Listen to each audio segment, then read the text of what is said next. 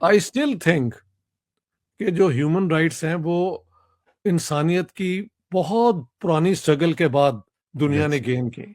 हाँ जी। That's right. और मेरा जो है ना, जो ओरिजिनल है, the 30 clauses of the human rights, जी, यूएनडीएचआर। इट जी। Was said that they are indivisible. हाँ जी। लेकिन हुआ कि कोल्ड वॉर के दौरान ये अमेरिकन वेस्टर्न ब्लॉक ने पॉलिटिकल और इंडिविजुअल राइट्स का जोर दिया। हाँ जी। और सोवियत यूनियन लेड लोगों ने सोशियो इकोनॉमिक राइट्स पे जोर दिया। बिल्कुल। ठीक है। बिल्कुल। लेकिन इसके अंदर यही हुआ कि अमेरिका के अंदर जब मैं पहली दफा गया 83 में, हम्म। हार्लेम बिल्कुल इज ऑन द, बिल्कुल साथ ही है मैनहट्टन के, आपने देखा ही जी हुआ। जी जी, मैं वाकिफ हूँ तो हार्ले में। Third world was there in the heart of New York, Manhattan के बिल्कुल पीछे। हाँ जी। तो बिल्कुल। सिविल राइट्स और पॉलिटिकल राइट्स पे जोर था हाँ। American, that they said that those are rights you can give without costing the state anything, ये उनकी करेक्ट। आर्गुमेंट थी। Where socio economic rights require development and so on. तो ये सोवियत लोगों ने कहा कि ये एंगल्स की एक कहावत है कि अगर पेट में कुछ ना हो तो सोचा भी नहीं जा सकता। इसमें पंजाबी का भी एक शेर है, पेट ना पईयां रोटियां ते सारी गल्लां खोटियां। वाह जी वाह। ये वाह हमारा जी। विजडम है ना, पुराना विजडम। जी जी जी जी जी। यानी मार्क्सिज्म कह लें, अवाम की बात कर लें, तो हाँ। उनमें यूनिवर्सैलिटी के अल्फाज अलग हो सकते हैं, हकीकत तो वही होती है ना। तो हम्म। उन्होंने उस पर जोर दिया है। सोवियत यूनियन का कलेप्स जो है उसके ऊपर मैं कभी चाहे तो वीडियो इस पे भी बनाते हैं, मैं तो अलग भी बना रहा हूं कि अच्छा। Why the Soviet collapsed and the Chinese have gone further. Hmm. China ने अलबत्ता क्या किया है, उन्होंने कैपिटलिज्म को रिस्टोर किया है but under state patronage. Correct. तो इस तरीके से उन्होंने अपनी इकोनॉमी को कहां वो ले गए हैं। और माफ करना, ये बड़ा इंटरेस्टिंग है, ऐसे मैं कहता हूं the nemesis of the US. हम्म।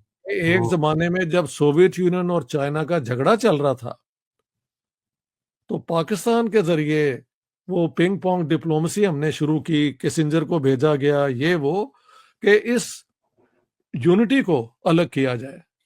और हम्म। मुझे साहिर का एक शेर याद आ रहा है, एग्जैक्टली नहीं, उसका मतलब तो ये है कि गुलामों ने अपने आप को आजाद किया है, ये क्लास स्ट्रगल उस, जी जी। लेकिन अब ये फिरकों में बढ़ते जा रहे हैं, और वही हुआ। वो ही हुआ। एक चाइना बन गया, एक सोवियत यूनियन, मैं तो उस जमाने का पार्ट ऑफ दैट। एक हमारा होता था प्रो मॉस्को ग्रुप, एक चाइनीज ग्रुप, एक दूसरे को गालियां देते रहते थे, कुफर, ये वो जो मौलवी करते हैं वही हम हमारे लोग करते थे। जी हाँ जी। जी जी जी जी जी। लेकिन चाइना ने सीखा इससे पहले, जब क्रुश्चोव के दौर में ही वॉज ट्राइंग टू मॉडर्नाइज, और तब बहुत शोर मचाया सोशल इंपेरियलिज्म, ये चाइनीज ने। बाद में आफ्टर द डेथ ऑफ माओ, डेंग शाई शेंग पिंग ने कैपिटलिज्म रेस्टोरेशन का समझ लिया कि इसके बगैर गुजारा नहीं है, और उसको उन्होंने फिर बहुत कामयाबी से यूज किया है। सिविल राइट्स, पॉलिटिकल राइट्स जो हैं, अभी भी चाइना के अंदर प्रॉपरली रिस्पेक्ट नहीं होते। लेकिन अगर लोगों का पेट भरता जा रहा है और उनका स्टैंडर्ड ऑफ लिविंग बेहतर होता जा रहा है, और इसमें अगर कोई ट्रेड ऑफ है, तो हम्म। फिर ठीक है, कम से कम ये तो करें, आगे जाके बाकी राइट्स भी आ जाएंगे, होपफुली। ठीक है। बिल्कुल। बिल्कुल।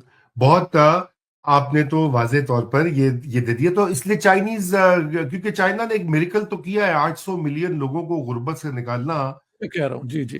इन इन हालात में सबसे बड़ा मोजज़ा है।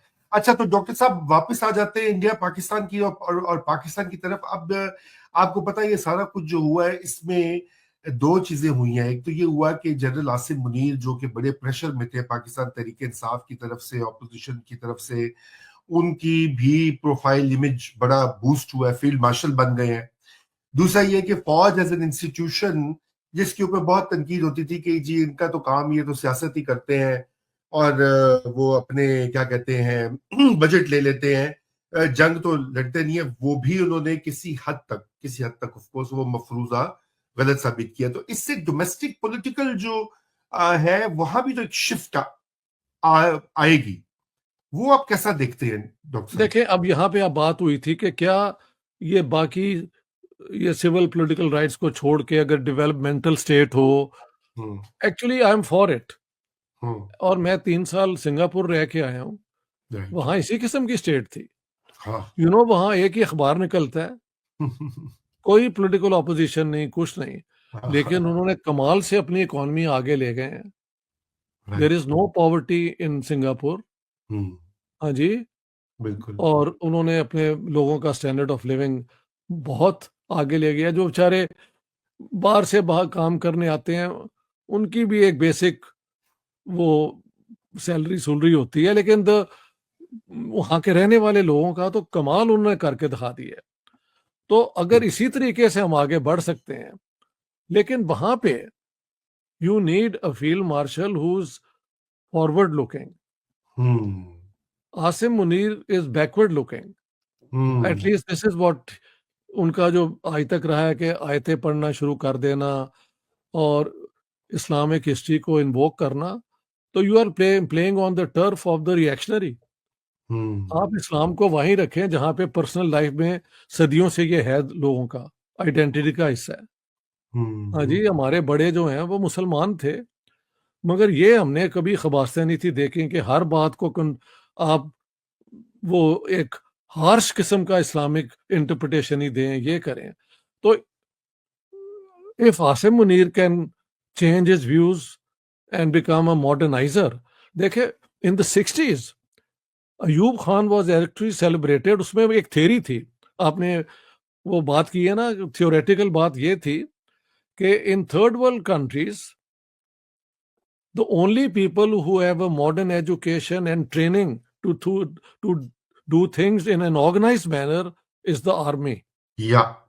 So if Yes. the army takes over the lead, it can be a modernizing agent.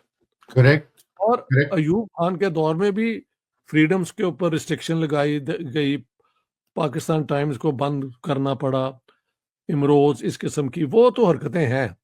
लेकिन कोई 3-4 साल पाकिस्तान की इंडस्ट्रियल डेवलपमेंट अयूब खान के दौर में हुई।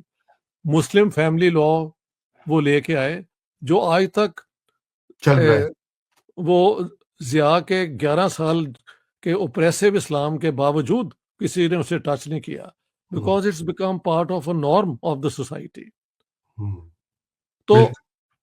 अब Asim Munir somehow the way he speaks and the way he things does is more in line with Ziaul हक।